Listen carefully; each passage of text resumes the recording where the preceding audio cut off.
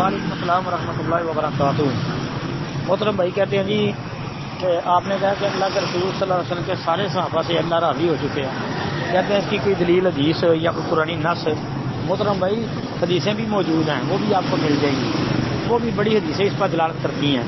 تو اس کے علاوہ آپ صرف یہ قرآن کا ایک چھوٹا سا ٹکڑا اس کو سمجھ جائیں تو انشاءاللہ آپ کو آگے جانے کی ضرورت ہی نہیں ہے۔ اللہ قرآن میں فرماتے ہیں رضی اللہ عنہم ورضوا عنہ، تو یہ کتنی واضح بات ہے کہ اللہ کہتے ہیں کہ میں ان سے راضی ہو چکا ہوں، تم بھی راضی ہو جاؤ۔ اب یہ سارے صحابہ نہیں اس میں آتے، سوچو غور کرو، سارے صحابہ آتے ہیں، کوئی دنیا کا بندہ اس میں سے کسی کو الگ نہیں کر سکتا۔ کوئی یہ نہیں کہہ سکتا کہ اس میں ابو بکر عمر عثمان شامل علی نہیں ہے، یا کوئی کالے دیورہ یہ نہیں کہہ سکتا کہ اس میں صرف علی ہے، حسن حسین ہے یا فاطمہ ہے، باقی نہیں ہے۔ ایسی بات تو کوئی نہیں کر سکتا جی۔ تو یہ رضی اللہ عنہ ورضوا عنہ جملہ جو ہے یہی بتا رہا ہے کہ محمد رسول اللہ صلی اللہ علیہ وسلم کے سارے صحابہ جو ہے وہ سارے اس میں شامل ہیں اللہ کے فضل سے۔ السلام علیکم ورحمۃ اللہ۔ وعلیکم السلام ورحمۃ اللہ وبرکاتہ۔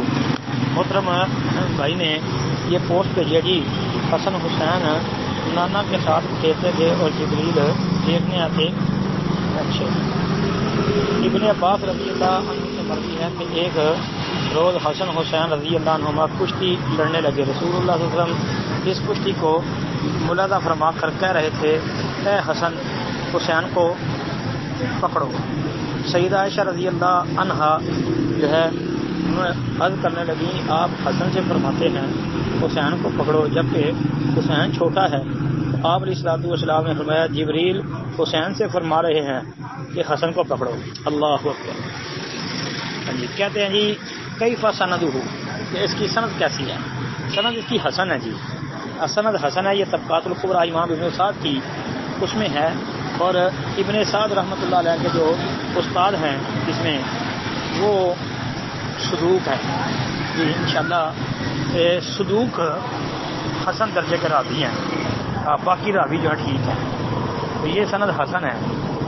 اس پر میں نے پہلے بھی کئی گروپوں میں جواب دیا ہے کہ یہ سند حسن ہے، ثابت ہے، اور اس پر میری چھوٹی سی تحریر ہے، میں وہ بھی سینڈ کر دیتا ہوں تاکہ باقی احباب جو ہے وہ بھی اس سے استفادہ حاصل کر لیں۔ السلام علیکم ورحمۃ اللہ۔